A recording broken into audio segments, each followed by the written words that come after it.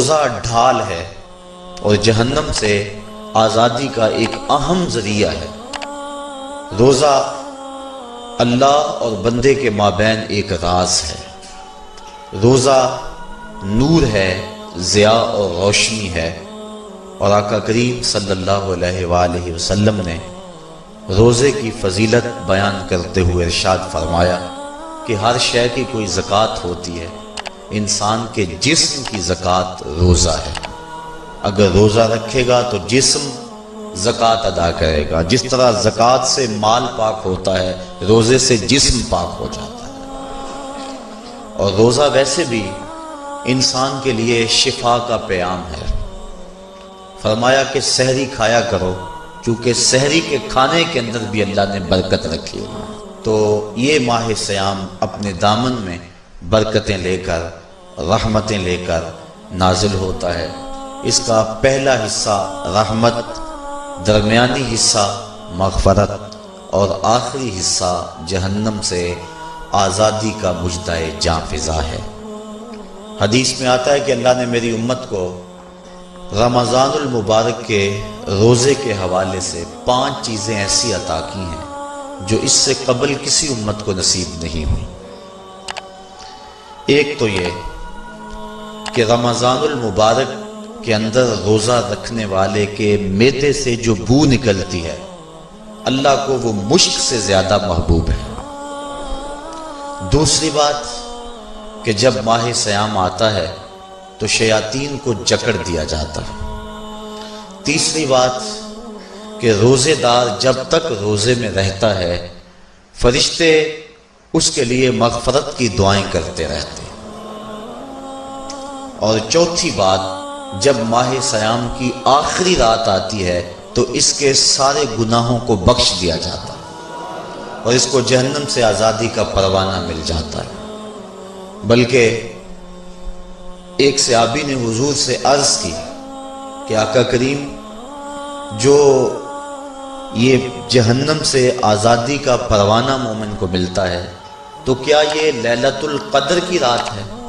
تو آقا کریم نے فرمایا نہیں، جب مزدور اپنی مزدوری مکمل کرتا ہے، جب اس کی دہاڑی پوری ہو جاتی ہے تو پھر اس کو اس کا مالک کچھ دیتا ہے، تو یہ جو اس کو بخشش اور مغفرت کا مژدہ جاں فضا دیا جاتا ہے، یہ اس کی مزدوری ہے۔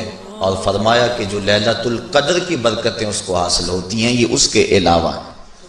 اور یہ اللہ تعالیٰ جل شانہ نے خاص کرم نوازی فرمائی بندہ مومن پر کہ اس کو یہ بابرکت رات عطا فرمائی۔ اور 5ویں فضیلت جو اس کو دی گئی، روزہ دار کو اور حضور سے قبل جو امتوں میں لوگ روزے رکھتے تھے، یہ فضیلتیں ان کو نہیں عطا کی گئی۔ جنت کو پورا مومن کے لیے آراستہ و پیراستہ کیا جاتا ہے۔